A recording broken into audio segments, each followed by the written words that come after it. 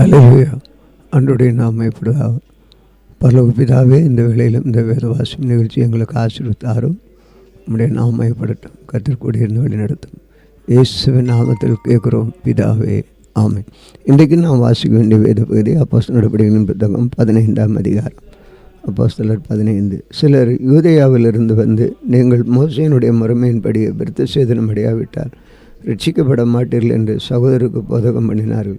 அதனாலே அவர்களுக்கும் பவுல் பர்னபா என்பவர்களுக்கும் மிகுந்த வாக்குவாதமும் தர்க்கமும் உண்டான போது, அந்த விஷயத்தின் நிமித்தம் பவுலும் பர்னபாவும் அவர்களை சேர்ந்த வேறு சிலரும் எருசலேமில் இருக்கிற அப்போஸ்தலரிடத்திற்கும் மூப்பரிடத்திற்கும் போக வேண்டும் என்று தீர்மானித்தார்கள்.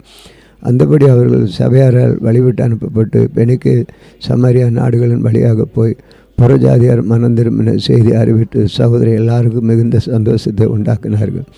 அவர்கள் எருசலேமுக்கு வந்த சபையாராலும் அப்போஸ்தலராலும் மூப்பராலும் ஏற்றுக்கொள்ளப்பட்ட போது தேவன் தங்களை கொண்டு செய்தவைகளை எல்லாம் அறிவித்தார்கள்.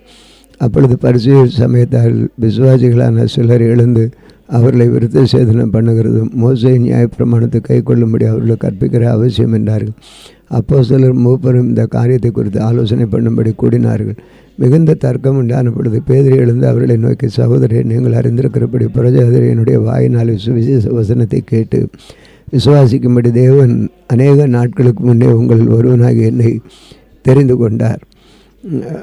இருதயங்களை அறிந்திருக்கிற தேவன் நமக்கு பரிசுத்த ஆவியை தந்தருளினது போல அவர்களுக்குள்ளும் தந்தரளி அவர்களை குறித்து சாட்சி கொடுத்தார். விசுவாசத்தினாலே அவர்கள் இருதயங்களை அவர் சுத்தமாக்கி நமக்கும் அவர்களுக்கும் யாதொரு வித்தியாசம் இராதபடி செய்தார். இப்படி இருக்க நம்முடைய பிதாக்களில் நம்மாலும் சுமக்கக்கூடாதிருந்த நுகத்தடியை சீசர் கழுத்தின் மேல் சுமத்துவதனால் நீங்கள் தேவனை சோதிப்பானேன். கர்த்தராகிய இயேசு கிறிஸ்துவின் கிருபையினாலே அவர்கள் ரட்சிக்கப்படுகிறது எப்படியோ அப்படியே நாமும் ரட்சிக்கப்படுவோம் என்று நம்பிக்கிறோமே என்றார். அப்பொழுது கூடி வந்திருந்த யாவரும் அமைந்திருந்த பர்னபாவும் பவுலும் தங்களை கொண்டு தேவன் புறஜாதிகளுக்குள்ளே செய்த அடையாளங்கள் அற்புதங்கள் யாவையும் விவரித்து சொல்ல கேட்டார்கள். அவர்கள் பேசி முடித்த பின்பு யாக்கோபு அவர்களை நோக்கி, சகோதரரை, எனக்கு செவி கொடுங்கள். தேவன் புறஜாதிகள் என்று தமது நாமத்திற்காக ஒரு ஜனத்தை தெரிந்து கொள்ளும்படி முதல் அவர்களுக்கு கடாட்சி தருளின விதத்தை சிமியோன் விவரித்து சொன்னாரே, அதற்கு தீர்க்கதரிசியுடைய வாக்கியங்களும் ஒத்திருக்கிறது. எப்படியெனில், மற்ற மனுஷரும் என்னுடைய நாமம் தரிப்பிக்கப்படும் சகல ஜாதிகளும் கர்த்தரை தேடும்படிக்கு நான் இதற்கு பின்பு திரும்பி வந்து விழுந்து போன தாவீதின் கூடாரத்தை மறுபடியும் எடுப்பித்து அதிலே பழுதாய் போனவர்களை மறுபடியும் சீர்படுத்தி அதை செவையாக நிறுத்துவேன் என்று இவைகளுக்கு எல்லாரிலும் கர்த்தர் சொல்லுகிறார் என்று எழுதியிருக்கிறது. உலக தோற்றம் முதல் தேவனுக்கு தம்முடைய கிரியைகள் எல்லாம் தெரிந்திருக்கிறது. ஆதி முதல் புறஜாதிகள் தேவனிடத்தில் திரும்புகிறவர்களை கலங்க பண்ணால் ஆகாதென்றும் விக்கிரகங்களுக்கு படைக்க அசுசியானவைகளும் வேசித்தனத்திற்கும் நெருக்குண்டு செத்ததற்கும் இரத்தம் சிந்ததற்கும் விலகி இருக்கும்படி அவர்களுக்கு தாம் எழுத வேண்டும் என்று தான் தீர்மானிக்கிறேன். மோசேயின் ஆகமங்கள் ஓய்வு நாள் தோறும் ஜெபாலயங்கள் வாசிக்கப்பட்டு வருகிறபடியால் பூர்வ காலம் தொடங்கி சகல பட்டங்களை அந்த ஆகமங்களை பிரசங்கிக்கிறவர்களும் உண்டே என்றார். அப்பொழுது தங்கள் சிலரை தெரிந்து கொண்டு பவுலோடும் பர்னபாவோடும் அந்தியோவுக்கு அனுப்புகிற அப்போஸ்தலருக்கும் மூப்பருக்கும் சபையல்லாருக்கும் நலமாயிருக்க கண்டது. அவர்கள் யாரென்றால், சகோதரர்கள் விசேஷித்தவர்கள் பர்சபா என்று மறுபேர் கொண்ட யூதாவும் சீலாவுமே. இவர்கள் கையிலே அவர்கள் எழுதி கொடுத்து அனுப்பின நிருபமாவது, அப்போஸ்தலர் மூப்பரும் சகோதரமாகிய நாங்கள் அந்தியோவிலும் சிரியாவிலும் சிலிசியாவிலும் இருக்கும் புறஜாதியாகிய சகோதரருக்கும் வாழ்த்து சொல்லி எழுதிய நிருபங்கள் என்னவென்றால், எங்களால் கட்டளை பெறாத சிலர் எங்களிடத்திலிருந்து புறப்பட்டு நீங்கள் விருத்த சேதனம் அடைய வேண்டும் என்றும் நியாயப்பிரமாணத்தை கைக்கொள்ள வேண்டும் என்று சொல்லி இப்படிப்பட்ட வார்த்தைகளை உங்களுக்கு நீங்கள் கலக்கி உங்கள் ஆத்துமாக்களை புரட்டினார்கள் என்று நாங்கள் கேள்விப்பட்டபடியினாலே நம்முடைய கர்த்தராகிய இயேசு கிறிஸ்துவின் நாமத்திற்காக தாங்கள் பிராணனை ஒப்பு கொடுத்த துணிந்தவர்களும் எங்களுக்கு பிரியமானவர்களுமாக இருக்கிற பர்னபா பவுல் என்பவர்களோடு கூட எங்களால் தெரிந்து கொள்ளப்பட்ட சில மனுஷரை உங்களிடத்திற்கு அனுப்புகிறது ஒருமனப்பட்டு கடின எங்களுக்கு நலமாக கண்டது. அந்தபடி யூதாவையும் சீலாவையும் அனுப்பியிருக்கிறோம். அவர்களும் இவைகளை வாய்மொழியாக உங்களுக்கு அனுப்பிப்பார்கள். இவைகளில் விக்கிரகங்களுக்கு படைத்தவைகளும் இரத்தத்திற்கும் நெருக்குண்டு செத்ததற்கும் பேசித்தனத்திற்கு நீங்கள் விலகி இருக்க வேண்டும் என்பதே. அவசியமான இவைகளை அல்லாமல் பாரமான வேறொன்றையும் உங்கள் மேல் தாமல் இருப்பது பரிசுத்த ஆவிக்கும் எங்களுக்கு நலமாக கண்டது. இவைகளுக்கு விலகி நீங்கள் உங்களை காத்துக்கொள்வது நலமாக இருக்கும், சுகமாயிருப்பீர்களாக என்று எழுதினார்கள். அவர்கள் அனுப்பிவிடப்பட்டு அந்தியோயாவுக்கு அந்த சபையை கூடி வர செய்து நிருபத்தை ஒப்புவிட்டார்கள். அதை அவர்கள் வாசித்து அதனால் உண்டான ஆறுதலுக்காக சந்தோஷப்பட்டார்கள். சில சீலா என்பவர்களும் தீர்க்கதரிசிகளும் இருந்தபடி அநேக வார்த்தைகளினாலே சகோதரருக்கு புத்தி சொல்லி அவர்களை திடப்படுத்தி சில காலம் அங்கே இருந்து சகோதரர்கள் சமாதானத்தோடு அப்போஸ்தலரிடத்துக்கு அனுப்பிவிட்டார்கள். ஆகலும் சீலாவுக்கு அங்கே தரித்திருக்கிறது நலமாய் கண்டது. பவுலும் பர்னபாவும் அந்தியோகாவிலே சஞ்சரித்து வேறே அநேகரோடு கூட கர்த்தருடைய வசனத்தை உபதேசித்து பிரசங்கித்து கொண்டிருந்தார்கள். சில நாளைக்கு பின்பு பவுல் பர்னபாவை நோக்கி, நாம் கர்த்தருடைய வசனத்தை அறிவித்திருக்கிற சகல பட்டணங்களிலும் உள்ள சகோதரர்கள் எப்படி இருக்கிறார்கள் என்று போய் பார்ப்போம் வாரும் என்றார். அப்பொழுது பர்னபா என்பவன் மார்க் என்னும் பெயர் கொண்ட யோவானையும் அழைத்து கொண்டு போக வேண்டும் என்றார். பவுலோ, அவன் பம்பிலியா நாட்டிலே நம்மை விட்டு பிரிந்து நம்மோடு கூட ஊழியத்துக்கு வராதனால் அவனை அழைத்து கொண்டு போகக்கூடாது என்றார். இதை பற்றி அவர்களுக்குள்ளே கடும் கோபம் உண்டானபடியால் அவர்கள் ஒருவரை விட்டு பிரிந்தார்கள். பர்னபா மார்க்குவை கூட்டிக் கொண்டு கப்பல் ஏறி சீப்புருவுக்கு போனான். பவுலும் சீலாவை தெரிந்து கொண்டு சகோதரர்கள் தேவனுடைய கிருபைக்கு ஒப்புவிக்கப்பட்டு புறப்பட்டு சீரியாவிலும் சிலிசியாவிலும் திரிந்து சபைகளை திடப்படுத்தினான். அதிகாரம் 16. அதன் பின்பு அவன் தெர்பைக்கும் லிஸ்பியுக்கும் போனான். அங்கே தீமோத்தேயு எண்ணப்பட்ட ஒரு சீசன் இருந்தான். அவன் தாய் விசுவாசமுள்ள யூத ஸ்திரீ, அவன் தகப்பன் கிரேக்கன். அவள் இஸ்ராவிலே கோனியாவிலும் உள்ள சகோதராலே நற்சாட்சி பெற்றவனாயிருந்தான். அவனை பவுல் கண்டவுடனே கூட்டிக் கொண்டு போக வேண்டும் என்று விரும்பி அவனுடைய தகப்பன் கிரேக்கன் என்று அவ்விடத்தில் இருக்கும் யூதர்கள் எல்லாம் அறிந்திருக்கிறபடியால் அவர்கள் நித்தம் அவனுக்கு விருத்த சேதனம் பண்ணினான். அவர்கள் பட்டணங்கள் தோறும் போகையில் எருசலேமுக்கும் அப்பொழுது அப்போஸ்தலராலும் மூப்பராலும் விதிக்கப்பட்ட சட்டங்களை கை கொள்ளும்படி அவர்களுக்கு ஒப்புவிட்டார்கள். அதனாலே சபைகள் விசுவாசத்தில் சிறப்பட்டு நாளுக்கு நாள் பெருகின. அவர்கள் பிரிகியா கலாத்தியா நாடுகளை கடந்து போன பொழுது ஆசியாவில் வசனத்தை சொல்லப்படாதபடிக்கு பரிசுத்தாவினால் தடை பண்ணப்பட்டு மேசியா தேசம் மட்டும் வந்து பித்தினியா நாட்டுக்கு போய் பிரயத்தனம் பண்ணினார்கள். ஆவியானவரோ அவர்களை போக விட்டாதிருந்தார். அப்பொழுது அவர்கள் மேசியாவு பக்கமாய் போய் தூரோவாவுக்கு வந்தார்கள். அங்கே ராத்திரியிலே பவுலுக்கு ஒரு தரிசனம் உண்டாயிட்டு, அது என்னவெனில், மக்கதோனியா தேசத்திலிருந்து வந்து நின்று நீர் மக்கதோனியாவுக்கு வந்து எங்களுக்கு உதவி செய்ய வேண்டும் என்று தன்னை வேண்டிக் கொண்டதாக இருந்தது. அந்த தரிசனத்தை அவன் கண்டபொழுது அவர்களுக்கு சுவிசேஷத்தை அறிவிக்கும்படி கர்த்தர் எங்களை அழைத்தார் என்று நாங்கள் நிச்சயித்து கொண்டு உடனே மக்கதோனியாவுக்கு புறப்பட்டு போக பிரயத்தனம் பண்ணி துரோவாவில் கப்பல் ஏறி சாமோத்திரருக்கு தீவுக்கு மறுநாளிலே நெயாப்போலி பட்டணத்துக்கும் நேராய் ஓடி அங்கே இருந்த மக்கதோனியா தேசத்து நாடுகள் ஒன்றுக்கும் தலைமையானதும் ரோமர் குடியேறினதுமான பிலிப்பு பட்டணத்திற்கும் வந்து அந்த பட்டணத்திலே சில நாள் தங்கியிருந்தோம். ஓய்வு நாளிலே நாங்கள் பட்டணத்துக்கு வெளியே போய் ஆற்றின் அருகே வழக்கமாய் ஜெபம் பண்ணுகிற இடத்துல உட்கார்ந்து அங்கே குடிவர ஸ்திரீகளுக்கு உபதேசித்தோம். அப்பொழுது தியேத்தியரா ஒரு ஆள் ரத்தாம்பரம் விற்கிறவளும் தேவனை வணங்குறவளும் ஆகிய லேதியாள் என்னும் பேருள்ள ஒரு ஸ்திரீ கேட்டுக்கொண்டிருந்தாள். பவுல் சொல்லியவைகளை கவனிக்கும்படி கர்த்தர் அவள் இருதயத்தை திறந்தருளினார். அவளும் அவன் வீட்டாரும் ஞானஸ்நானம் பெற்று அவர்களை எங்களை நோக்கி, நீங்கள் என்னை கர்த்தரிடத்தில் விசுவாசம் உள்ளவென்று எண்ணினால் என் வீட்டில் வந்து தங்கியிருங்கள் என்று எங்களை வருந்தி கேட்டுக்கொண்டாள். நாங்கள் ஜெபம் பண்ணுகிற இடத்துக்கும் போகையில் குறி சொல்ல ஏவுகிற ஆவியை கொண்டிருந்த குறி சொல்லுகிறதுனால் தன்னை ஜெபங்களுக்கு மிகுந்த ஆதாயத்தை உண்டாக்கின ஒரு பெண் எங்களுக்கு எதிர்பட்டாள். அவள் பவுலையும் எங்களையும் பின்தொடர்ந்து வந்து, இந்த மனுஷர் உன்னதமான தேவனுடைய ஊழியக்காரர் ரட்சிப்பின் வழியை நமக்கு அறிவிக்கிறவர்கள் என்று சத்தமிட்டார். இப்படி அநேக நாள் செய்து கொண்டு வந்தாள். பவுல் சினம் கொண்டு திரும்பி பார்த்து, நீ இவளை விட்டு புறப்படும்படி இயேசு கிறிஸ்துவின் நாமத்தினாலே உனக்கு கட்டளையிடுகிறேன் என்று அந்த ஆவியுடனே சொன்னால் அந்நேரமே அது புறப்பட்டு போயிட்டு அவளுடைய எஜமான் தங்கள் ஆதாயத்துக்கு நம்பிக்கை அற்று போயிட்டு என்று கண்டு பவுலையும் சீலாவை பிடித்து சந்தை வெளியில் உள்ள அதிகாரியிடத்தை இழுத்து கொண்டு போனார்கள். அவர்களை அதிகாரிகளிடத்தில் ஒப்புவித்து, யூதர்களாகிய இந்த மனுஷர் நம்முடைய பட்டணத்தில் கலக பண்ணி ரோமராகிய நாம் ஏற்றுக்கொள்ளவும் அனுசரிக்கவும் தக்கதாக முறைமைகளை போதிக்கிறார்கள் என்றார்கள். அப்பொழுது ஜனங்கள் கூட்டம் கூடி அவர்களுக்கு விரோதமாக எழும்பினார்கள். அதிகாரிகள் அவர்களை வஸ்திரங்களை கிழித்து போடவும் அவர்களை அடிக்கவும் சொல்லி அவர்களை அநேக அடித்தார்கள். சிறைச்சாலையிலே வைத்து அவர்களை பத்திரமாய் காக்கும்படி சிறைச்சாலைக்காரனுக்கு கட்டளையிட்டார்கள்.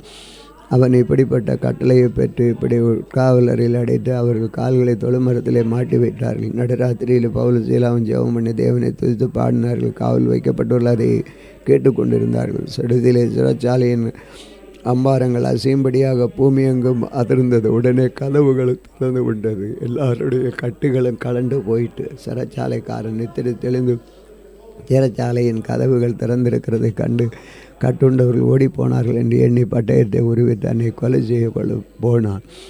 பவுல் மிகுந்த சத்தமிட்டு, நீ உனக்கு கெடுதி ஒன்று செய்து கொள்ளாதே, நாங்கள் எல்லாரும் இங்கே தான் இருக்கிறோம் என்றார். அப்பொழுது அவன் தீபங்களை கொண்டு வர சொல்லி உள்ளே ஓடி நடுங்கி பவுலுக்கும் சீலாவுக்கும் முன்பாக விழுந்து அவர்களை வெளியே அழைத்து வந்து, ஆண்டவமாரே, ரட்சிக்கப்படுவதற்கு நான் என்ன செய்ய வேண்டும் என்றான். அதற்கு அவர்கள், கர்த்தராகிய இயேசு கிறிஸ்துவை விசுவாசி, அப்பொழுது நீயும் உன் வீட்டாரும் ரட்சிக்கப்படுவீர்கள் என்று சொல்லி அவனுக்கும் அவன் வீட்டில் இருந்த யாவருக்கும் கர்த்தருடைய வசனத்தை போதித்தார்கள். மேலும் ராத்திரியில் அந்நேரத்தில் தானே அவன் அவர்களை அழைத்து கொண்டு போய் அவர்களுடைய காயங்களை கழுவினான். அவனும் அவனுடையவர்கள் அனைவரும் உடனே ஞான ஸ்நானம் பெற்றார்கள். பின்பு அவன் அவர்களை நோக்கி தன் வீட்டிற்கு கூட்டிக் கொண்டு போய் அவர்களுக்கு போஜனம் கொடுத்து தன் வீட்டார் அனைவரோடு கூட தேவனிடத்தில் விசுவாசம் உள்ளமாயும் மனமட்சியுமாய் இருந்தார்கள். பின்பு அவன் அவர்களை தன் வீட்டிற்கு கூட்டிக் கொண்டு போய் அவர்களுக்கு போஜனம் கொடுத்து தன் வீட்டார் அனைவரோடும் கூட தேவனிடத்தில் விசுவாசம் உள்ளமாகி மனமட்சியுமாய் இருந்தார்கள். பொழுது விடிந்த பின்பு அந்த மனுஷரை விட்டுவிடுங்கள் என்று சொல்ல அதிகாரிகள் சேவகர் அனுப்பினார்கள். சிறைச்சாலையிலும் பவுலுக்கு இந்த வார்த்தைகளை அறிவித்து உங்களை விடுதலையாக்கும்படி அதிகாரிகள் கட்டளை அனுப்பினார்கள். ஆகையால் நீங்கள் இப்பொழுது புறப்பட்டு சமாதானத்துடைய போங்கள் என்றார். அதற்கு பவுல், ரோமராகிய எங்களை அவர்கள் நியாயம் விசாரியாமல் பெண்ணி வெளியரங்கமாய் அடித்து சிறைச்சாலையிலே போட்டார்கள். இப்பொழுது இரகசியமாக எங்களை விடுதலையாக்குகிறார்களோ? அப்படியல்ல, அவர்களே வந்து எங்களை வெளியே அழைத்து அனுப்பிவிடட்டும் என்றார். சேவகர் இந்த வார்த்தைகளை அதிகாரிகளுக்கு அறிவித்தார்கள். ரோமாவில் இருக்கிறவர்கள் என்று அவர்கள் கேட்டபொழுது பயந்து வந்து அவர்களுடனே தயவாய் பேசி அவர்களை வெளியே அழைத்து கொண்டு போய் பட்டணத்துக்கு விட்டு புறப்பட்டு போகும்படி கேட்டுக்கொண்டார்கள். அந்தபடியும் அவர்கள் சிறைச்சாலையிலிருந்து புறப்பட்டு லீதி அவரிடத்திற்கு போய் சகோதரரை கண்டு அவர்களுக்கு ஆறுதல் சொல்லி போய்விட்டார்கள். அதிகாரம் 17. அவர்கள் அம்பிப்போலி பட்டணத்தையும் அப்போலி பட்டணத்தையும் கடந்து தெஸ்லோனிக்கே பட்டணத்துக்கு வந்தார்கள். அங்கே யூதருக்கு ஒரு ஜெபாலயம் இருந்தது. பவுல் தன் வழக்கத்தின்படி அவர்களிடத்தில் போய் 3 ஓய்வு நாட்களில் வேத வாக்கியங்களையும் நியாயங்களையும் எடுத்து அவர்களுடைய சம்பாஷித்து கிறிஸ்து பாடுபடும் மரித்தோரிலிருந்து எழும்பவும் வேண்டியது என்றும் நான் உங்களுக்கு அறிவிக்கிறேன் என்ற இயேசு கிறிஸ்துவை என்றும் காண்பித்து திஷ்டாந்தப்படுத்தினார். அவர்களில் சிலரும் பக்தி உள்ள கிரேக்கர்கள் திரளான ஜனங்களும் கனம் விருந்திய ஸ்திரீகளில் அநேகரும் விசுவாசித்து பவுலையும் சீலாவையும் சேர்த்து கொண்டார்கள். விசுவாசிய யூதர்கள் வைராக்கியம் கொண்டு வீணர்களாகிய சில பொல்லாதவர்களை சேர்த்து கொண்டு கூட்டங்குடி பட்டணத்தில் அமளி உண்டாக்கி யாசேனுடைய வீட்டை வளைந்து கொண்டு அவருடைய பட்டணத்தாருக்கு முன்பாக இழுத்து கொண்டு வர வகை தேடினார்கள். அவர்களை காணாமல் யாசேனையும் அவர் சகோதரையும் பட்டணத்துக்கு அதிகாரிடத்தில் இழுத்து கொண்டு வந்து உலகத்தை கலக்குகிறவர்கள் இங்கேயும் வந்திருக்கிறார்கள். இவர்களை யாசேன் கொண்டான். இவர்கள் எல்லாரும் இயேசு என்னும் வேறொருவனை ராஜா என்று சொல்லி ராயனுடைய கட்டளைக்கு விரோதமாக செய்கிறார்கள் என்று கூக்குரலிட்டு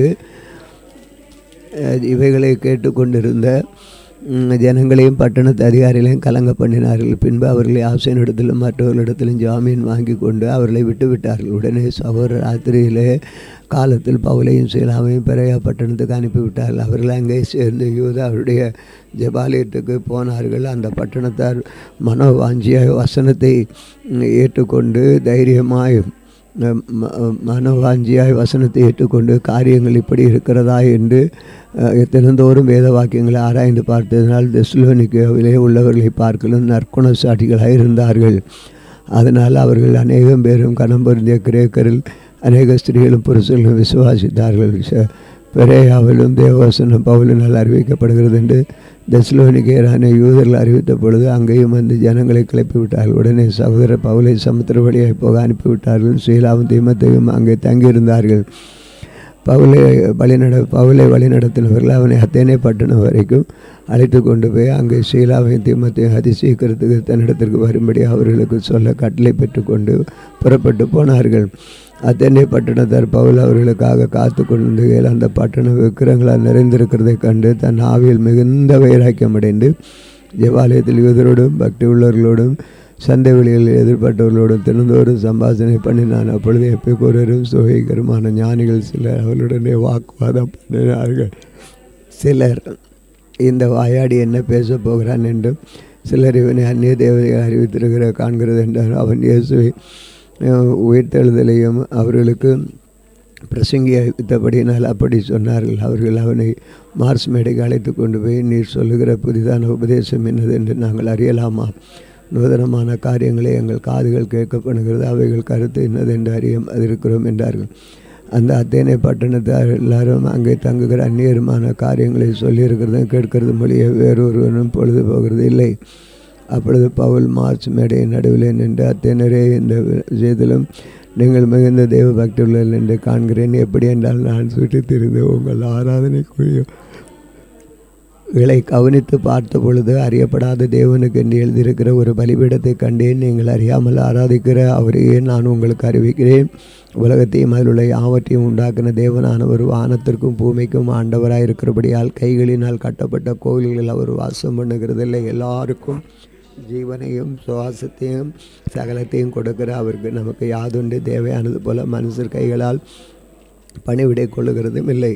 மனுஷ ஜாதியான சகல ஜனங்களையும் அவர் ஒரே இரத்தத்தினாலே தோன்ற பண்ணி பூமியின் மீதெங்கும் குடியிருக்க செய்து முன் தீர்மானிக்கப்பட்ட காலங்களையும் அவர்கள் குடியிருப்பின் எல்லைகளையும் குறித்திருக்கிறார். கர்த்தராகிய தம்மை அவர்கள் தடவியாகலும் கண்டு பிடிக்கத்தக்க காலத்திலே தம்மை தேடும்படி அப்படி செய்தார். அவர் நம்மில் ஒருவருக்கும் தூரமானவர் அல்லவே, ஏனெனில் அவருக்குள் நாம் பிழைக்கிறோம், அசைகிறோம், இருக்கிறோம். அப்படியே உங்கள் புலர்களிலும் சிலர் நாம் அவருடைய சந்ததியார் என்று சொல்லியிருக்கிறார். நாம் தேவனுடைய சந்ததியாராக இருக்க மனுஷருடைய சித்திர வேலையினாலும் யுக்தியினாலும் உருவாக்கின பொன் வெள்ளி கல் இவைகளுக்கு தெய்வமாய் உருவாக்கும் என்று நம்மை நினைக்கும் ஆகாது. அறியாமையுள்ள காலங்கள் தேவன் காணாதொரு போல் இருந்தார். இப்பொழுதோ மனம் திரும்ப வேண்டும் என்று எங்கும் உள்ள மனுஷருக்குள்ளும் கட்டளை பிறந்திருக்கிறார். மேலும் ஒரு நாளை குறித்திருக்கிறார். அதில் அவர் நாம் நியமித்த மனுஷரை கொண்டு பூலோகத்தை நீதியாய் நியாயந்திருப்பார். அந்த மனுஷர் மருத்துவர்ந்து எழும்பினதினாலே அதன் நியாயத்தை எல்லாருக்கும் விளங்க பண்ணினார் என்ற மருத்துவன் உயிர்த்தலை குறித்து அவர்கள் கேட்டபொழுது சிலர் இகழ்ந்தார்கள். சிலர் நீ சொல்லுகிறதை இன்னொரு வேளை கேட்போம் என்றார்கள். இப்படி இருக்க பவுல் அவர்களுடைய விட்டு போய்விட்டான். சிலர் அவர்களை பற்றி கொண்டு விசுவாசிகளான அவர்களில் மார்ஸ் மேடையின் நியாயாதிபதிகளில் ஒருவனும் தியோனிசியோ என்பவனும் தாமரி என்பவனும் பேருள்ள ஒரு ஸ்திரீயும் இவர்களுடனே வேறு சிலரும் இருந்தார்கள். நாம் ஜெபிப்போம். அன்பின் ஆண்டவரே, உம்முடைய நாமப்படுவதாக. இந்த வேத வாசிப்பு நிகழ்ச்சி ஆசீர்வதித்ததற்கு நன்றி. தொடர்ந்து செயல்படும் இயேசுவின் நாமத்தில் கேட்கிறோம் பிதாவே, ஆமென். இந்த நாளிலும் எங்களுக்கு விரோதமாய் கிரியை செய்கிற சகல அந்தகார வல்லமையின் ஆவிகளையும் இயேசு கிறிஸ்துவின் நாமத்தில் கடிந்து கட்டுகிறோம். ஆமேன், ஆமேன்.